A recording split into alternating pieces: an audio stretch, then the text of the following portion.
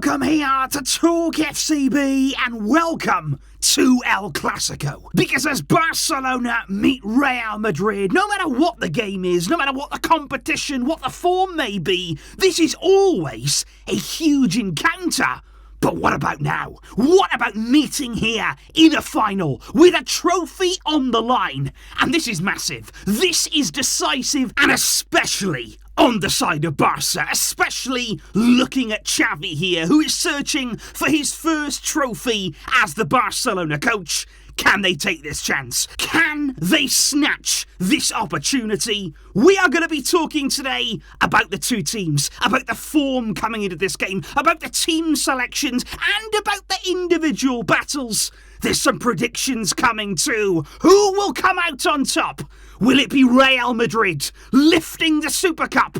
Or is it Xavi's time? Let's get into it all now. I hope you're going to enjoy it. And let's get to it. Because today's big match preview is coming to you courtesy of Manscaped today, guys. The pinnacle of men's grooming. They're going to be helping you to kick off the new year in style. Because maybe you've decided that 2023, it's going to be your year. You want to get yourself a fresh look, perhaps. New year, new me. And just look, for instance, at our penalty shootout hero in the last game, Marc-Andre ter Stegen, who's not only been stepping up his game on the field, but off it. I mean, he looks incredible right now. Full credit to him. He looks fantastic. And if you would like to step up your grooming game there with the Lawnmower 4.0, the Weed Whacker, along with all of your shampoo, conditioner, body wash, and deodorant products, they are right there for you over on manscaped.com. And if you would like to get 20% off your order, all you've got to do is use the code TalkFCB at checkout. That'll secure you a nice saving and also tremendously help the channel. And a massive thank you to Manscaped and for all of your great support. Because Barcelona versus Real Madrid feels really like the final that we've been waiting for in the Super Cup here ever since this new format was announced in this way, live from Saudi Arabia, of course, on Sunday it's coming. Barça versus Madrid is the grand occasion, and I think it is going to be a really intriguing game, actually, in so many different ways. And the first one would be, is that looking at the way the two teams have returned from the World Cup break, I don't think either team right now are firing on all cylinders. You're looking at Real Madrid there. They had to slip up in the league against Villarreal, losing that game. And it's not been easy going in any of the others too. They went all the way to penalties against Valencia in the semi-final a few days ago. Barca has been very much the same. We've only had that one real slip up against Espanyol. We also came through our last game on penalty kicks, but none of those performances really have been convincing. And of course, back in October, in the first Clásico of the season, Real Madrid there earned the bragging rights at the Bernabeu, a 3-1 victory for them on the day. And I think that was a game there that Barca never really imposed themselves on, never really took the game to Real Madrid there. Maybe the last 10 minutes or so was the only real pressure that we put on them in that game. And it was a Barca team on the day without Araujo, without Andreas Christensen. Koundé had really been rushed back from injury. So certainly defensively here, we're in a very, very different situation coming into this one. But I think it's actually interesting if you look back even further. If you go back now 1 year ago, in this competition here, it was actually at the semi-final stage, of course, but a Barca team in that game that may have lost 3-2. It was in extra time there that Real Madrid just got themselves over the line. But for me, that was a very different performance. We may have lost the game, but we did take the game to Real Madrid. We did put real pressure on them, playing without fear and actually attacking really, really well on that day. And that continues to be the strange thing about Barca and Xavi right now this season, because standing here 1 year on, we haven't built on those performances. We haven't been able to follow up those good signs and actually show that level of conviction in a big game. And even more curiously, considering we've improved our squad, well, there's no better time now. There is no better way than to finally pick up the pace, finally find your level. Do it now. in a Clásico final. Now, if we do start now to talk about the tactics and indeed about the team selection coming into this game, let's start with Real Madrid here, because actually this time around it's Ancelotti who has a few injury concerns. Of course, it's going to be Thibaut Courtois in goal. Massive part of this game, no doubt. He is going to be. Carvajal will start at right back because there is no Lucas Vázquez through injury. Militao has been in a race to be ready for this game alongside possibly Rudiger because there's no David Alaba through injury. And then at left back, there's a big decision right now for Ancelotti. Is it going to be Mendy, who there's actually been a lot of criticism of in the Madrid media recently, or is it going to be Nacho at left back? That's something we're going to be talking a little bit more about in a moment. But it's actually in midfield here, where I think undoubtedly the biggest absentee is Tchouaméni. He is not going to be available for Real Madrid through injury, and to have him missing there and to have that defensive-minded player absent, that is crucial, because obviously you're going to have Toni Kroos in there, you're going to have Luka Modric as well. Now, is Ancelotti going to sacrifice one of those players and actually push them into a more withdrawn midfield role to be more defensive-minded? I don't really see that happening. You're looking maybe then at Camavinga. Obviously, Valverde can drop into the midfield as well, but to be honest, I expect him to start as part of the front three once again there, replacing Rodrigo on the right-hand side, Benzema down the middle, and Vinicius on the left. We're going to be talking a lot more about him in just a moment. But then it's over to Barça, and then it's over to Xavi Hernandez. Ter Stegen, the hero, like I say, against Real Betis. He's going to be starting in goal, of course. Then at left back, right now the suggestion is that it's going to be Jordi Alba starting this game. Now, Balde didn't play any minute at all against Betis. That was curious and strange to me. Now, is he also going to be sacrificed in this game as well? Now, at centre-back then, looking at right-back, we're looking at Christensen,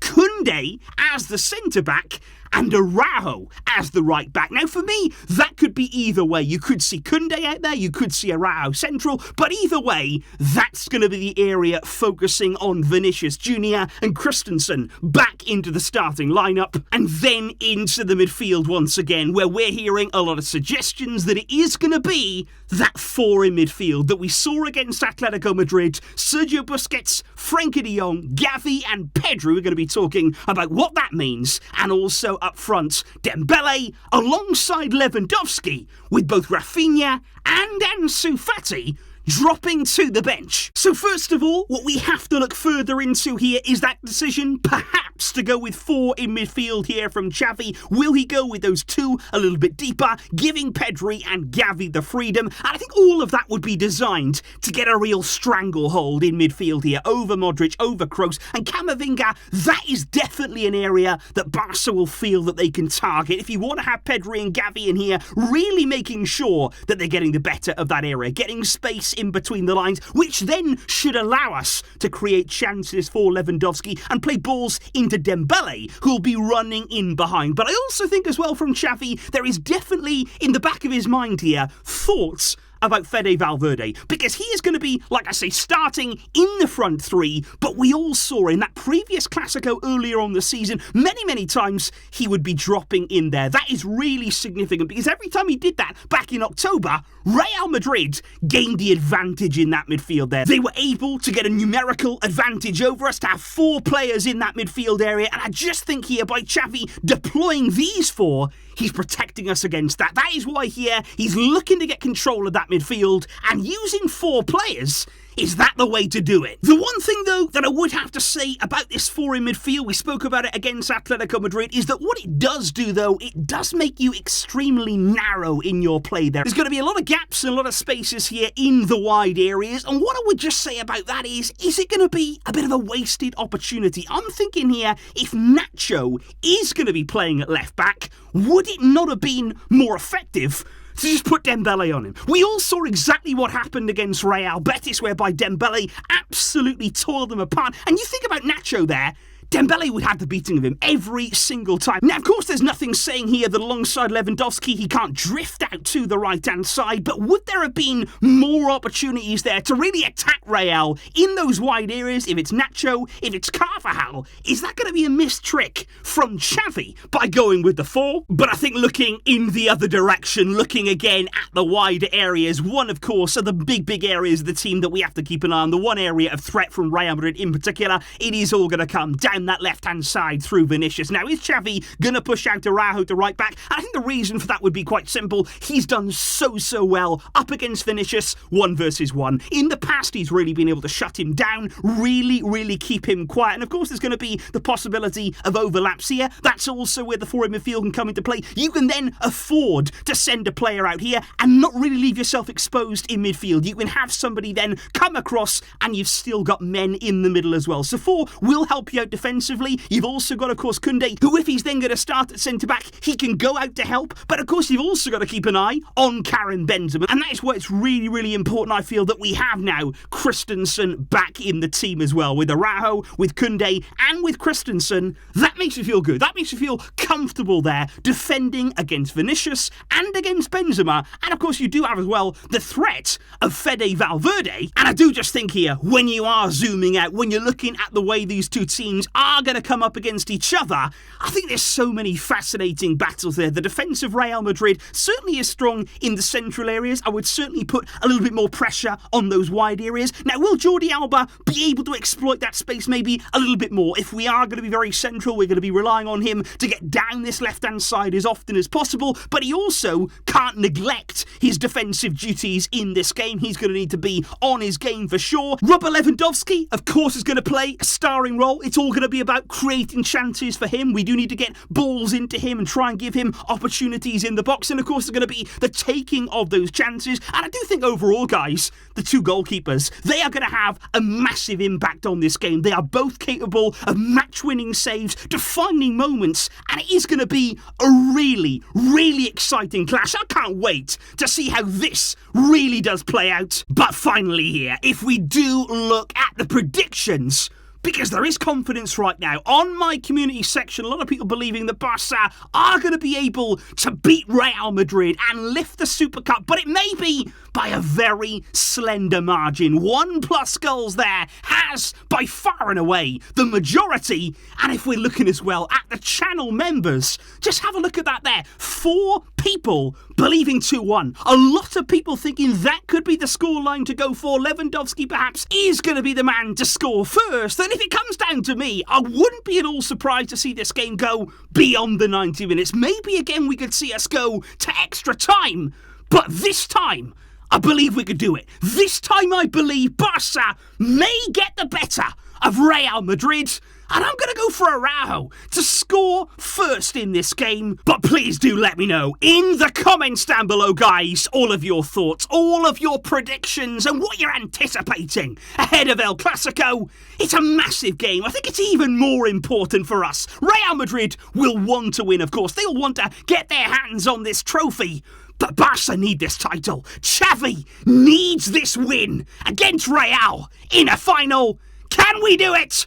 We're going to find out soon. Thank you indeed for watching, for all of your support, and indeed, if you do place an order from Manscaped, I'm sure you're going to enjoy it. I will see you tomorrow for all of the reaction, all of the breakdown. But until next time, as always, Visca El Barça.